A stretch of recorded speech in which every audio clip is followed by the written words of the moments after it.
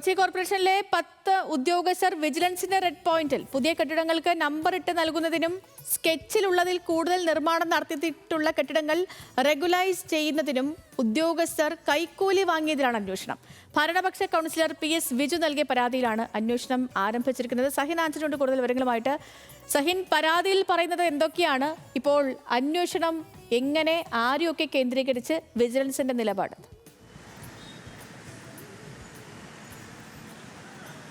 സേതു, ഞെട്ടിക്കുന്ന ഒരു പരാതിയായിരുന്നു ഭരണപക്ഷ കൗൺസിലറായിട്ടുള്ള PS വിജു നൽകിയിരുന്നത്. അതിൽ 50 ലക്ഷം രൂപ കെട്ടിടങ്ങൾക്ക് നമ്പറിട്ട് നൽകുന്നതിനും റെഗുലറൈസ് ചെയ്യുന്നതിനും വേണ്ടി ഉദ്യോഗസ്ഥർ വാങ്ങിയെന്നുള്ളതാണ് ഈ വിജുവിൻ്റെ ഒരു പരാതി എന്ന് പറയുന്നത്. മാത്രമല്ല അതിൽ തന്നെ ഈ ഉദ്യോഗസ്ഥർ പറഞ്ഞിരുന്നത് സ്റ്റാൻഡിംഗ് കമ്മിറ്റി ചെയർമാൻമാർക്കടക്കം പണം നൽകണം എന്നുള്ളതാണ്. അത്തരത്തിൽ town planning standing committee chairman അടക്കം പണം നൽകണമെന്നുള്ളതായിരുന്നു ഉദ്യോഗസ്ഥർ ഈ വരുന്ന ആളുകളോട് പറഞ്ഞിരുന്നത്. അവരെ തന്നെ വളരെ അനുനയത്തോടു കൂടി ചായക്കടയിലെല്ലാം കൊണ്ടുപോയി ചായയെല്ലാം വാങ്ങിക്കൊടുത്തതിന് ശേഷമാണ് ഉദ്യോഗസ്ഥർ ഈ കാര്യം അവതരിപ്പിക്കുന്നത്, പണം ആവശ്യപ്പെടുന്നത്. അത് വലിയ പരാതിയായി ഉയർന്നു വന്നു. എന്തായാലും ഭരണപക്ഷ കൗൺസിലർ PS വിജുവിൻ്റെ പരാതിയിൽ വിജിലൻസ് അന്വേഷണം ആരംഭിച്ചിരിക്കുന്നു. 10 ഉദ്യോഗസ്ഥരാണ് ഇപ്പോൾ വിജിലൻസിൻ്റെ ഒരു റെഡ് പോയിന്റിലുള്ളത്. ഇവരെയൊക്കെ സൂക്ഷ്മമായി വിജിലൻസ് നിരീക്ഷിച്ചുകൊണ്ടിരിക്കുകയാണ്. വിജുവിൻ്റെ ആദ്യഘട്ട മൊഴിയെടുപ്പ് ഉദ്യോഗസ്ഥർ പൂർത്തിയാക്കി കഴിഞ്ഞിരിക്കുന്നു.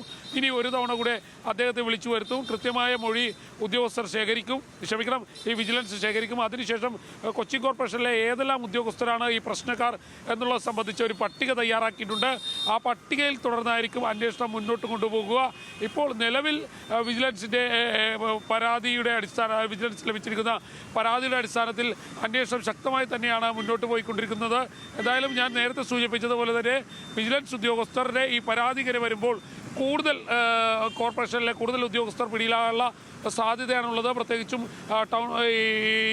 ബിൽഡിംഗ് ഇൻസ്പെക്ടർമാരും ഒപ്പം തന്നെ ഹെൽത്ത് ഇൻസ്പെക്ടർമാരും എല്ലാം കൂടുതൽ വലയിലാകാനുള്ള സാധ്യത തള്ളിക്കളയാൻ കഴിയില്ല. സേതു.